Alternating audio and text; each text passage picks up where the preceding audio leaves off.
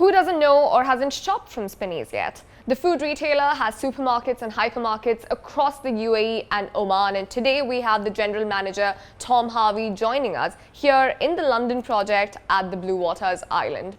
Food retail was one of those segments that did make pandemic profits. However, it must be noted that with the sudden surge in demand with all the panic buying we saw last year and the fact that they had to shift their operations online completely, almost immediately and overnight, must not have been an easy task. Today we find out more. Welcome to Up to Data.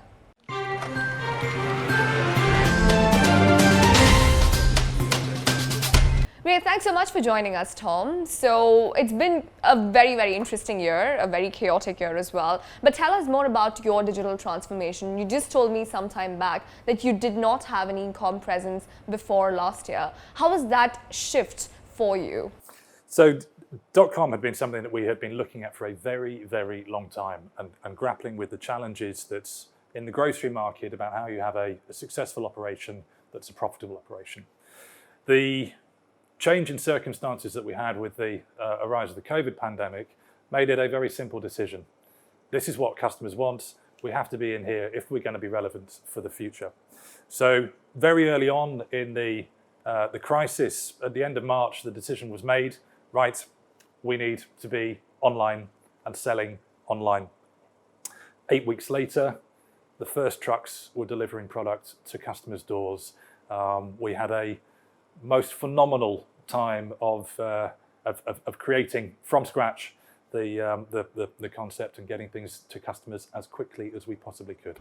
Wow. So, I mean, with grocery retail and supermarkets, we've seen that data is something that they have been getting for a really long time, with people going in their stores, and there are people from all walks that you get. So the kind of data that you have access to is very rich. Now that you made this transition shift online, how has that been different for you? Well, it certainly allowed us to have a much more personal relationship with some of the key customers. So for the first time, we're actually able to see where the customers are ordering from in terms of their addresses, so that we can actually then plan and optimize where we're putting the online grocery operations to be as efficient as possible.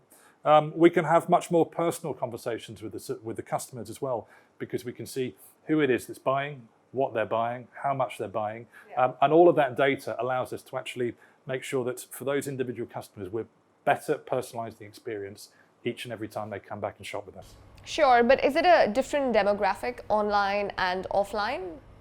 No, I don't think it's a different demographic. It perhaps weights it towards the core customers that we have in terms of the Emiratis and the Westerns. We see a far greater volume of those as a proportion of our online customer base, but there's no significant change in the customer.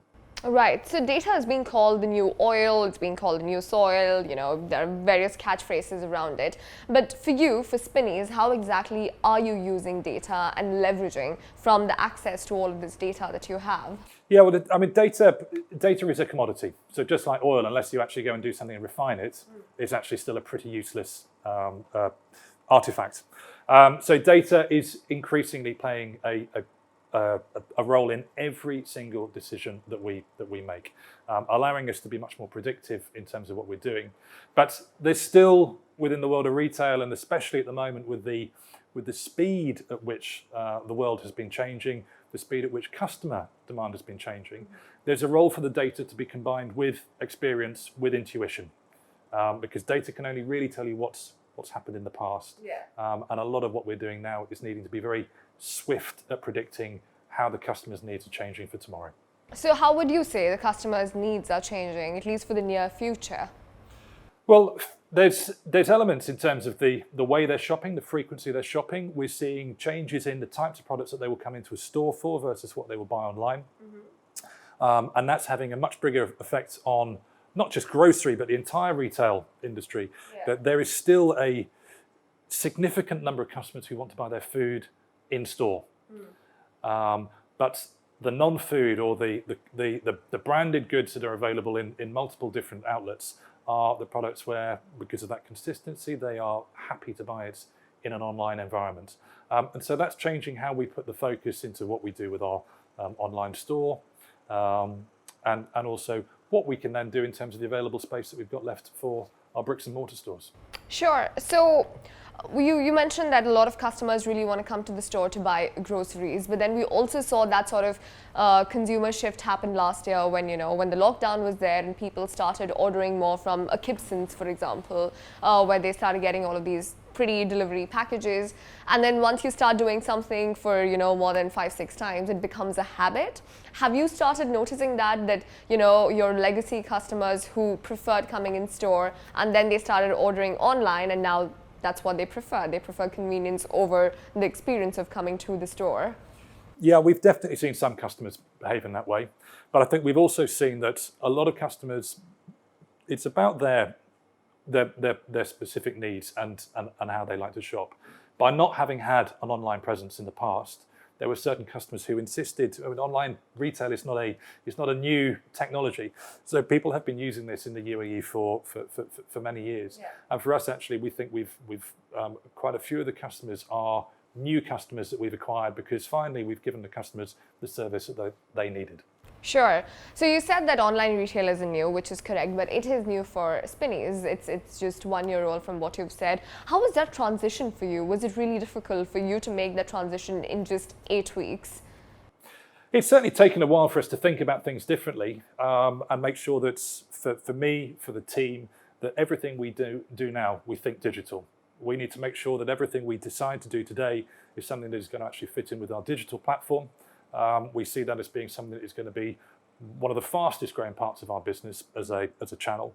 And therefore, we need to make sure that everything that we do that's even still going into the bricks and mortar, where the majority of the sales happen, that it's relevant, that it's produced and manufactured and sold in a way that is well enabled for the digital marketplace as well. Right. So 1 year later, here we are today. The pandemic is still on. The virus is still around. How would you say things are today compared to was last year? Well, I think for us, there's not been a dramatic change. Our business is food, primarily food. People are still consuming. How they have been consuming food, where they've been consuming food, has changed, and equally with that, how they're buying their food has changed. But we need to remember, both within this market and even when you look around the world, from a grocery perspective, the digital marketplace is still a small proportion of overall groceries. We are in some of the most sophisticated markets, maybe at 15% share of the total sales is coming through from online. Now, is that going to change over time? Yes, that will continue to grow. But we have to make sure that at the same time, we're not completely forgetting about the core business, the thing that most of our customers are looking for, and make sure we've got the right balance between the two. Right. So you think that you won't be able to translate your core business online? Is that a struggle or a challenge for, the retailers that have been around? No, I don't think it's a struggle in the slightest. For us, it's more about thinking about that experience for the customer. We want our shopping experience to be the fresh experience, and we want people to enjoy food. Our customers love food. So it's about making sure that both the digital channel and the store channel have a seamless experience for customers, whether they're buying from one or the other. They will both evolve and they will both grow over time. So food and essential items, they've been in a relatively comfortable position when it comes to the business side of things. I'm not talking about the operations, because that have obviously been very, very challenging for you last year with the whole transition, which we've just discussed. But when it comes to the business side of things, we've been talking to a lot of fashion retailers, we've been talking to mall retailers, etc. And they've been trying really hard to innovate and get those customers that you are not in a position to do, because, well, you are fairly in a better off position, right? So in terms of that, do you see that supermarket, and not just talking about Spinneys, but supermarket retailers have been slightly more relaxed and laid back when it comes to innovations in the whole tech digital space? No, I think if anything, we've probably been the ones that have been the most innovative in terms of making sure we're quickly moving to meet customers' needs. So the range of the products that we are offering is different to some of those luxury goods or those clothing retailers. But the customer needs have not changed in terms of that how they're wanting to buy. And I can look at a number of things that we've done in terms of the speed with not only how we've rolled out the full trolley.com retail website, but also what we're doing on the hyperlocal and with our hyperlocal partners like InstaShop and like Now to make sure that all of those needs are being met, because the customers' needs have been changing so rapidly. So what are you doing to enhance the customer experience? So for us, it's about speed. It's about making sure that everything that the customer wants is available as quickly as possible. And that's where the third-party fulfillment through InstaShop and Noon with Now is working really well for us. Right. So going forward, what are the key trends that you see are going to dominate the whole supermarket retail space?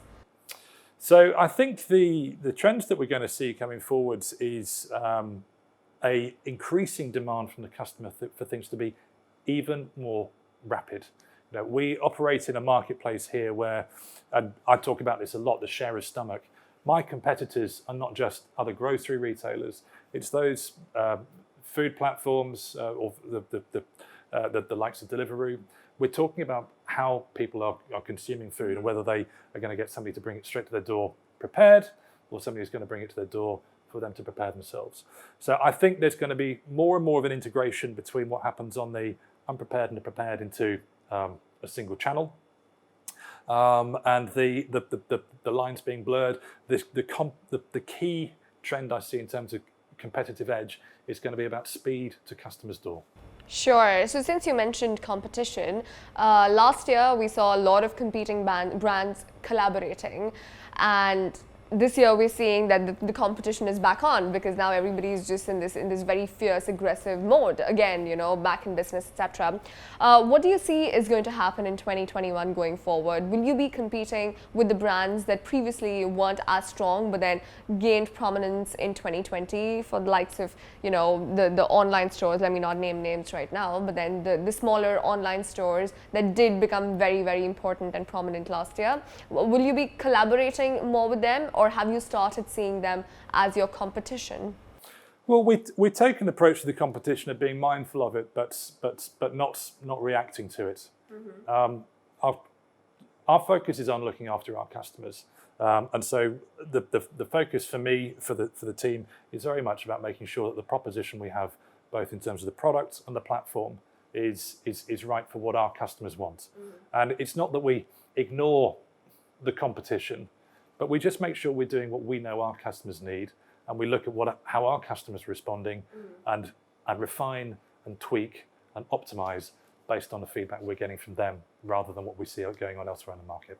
Sure, and we were talking about this just a little bit earlier about drawing parallels between Feb 2020 to Feb 2021. Do you see similar trends and patterns coming from what we saw last year? And what would I know you don't have a crystal ball, but what would your prediction be from the data that you've accumulated? Yeah, I think the data is driving us to see that there has been a paradigm shift in the consumer mindsets in the last 12 months.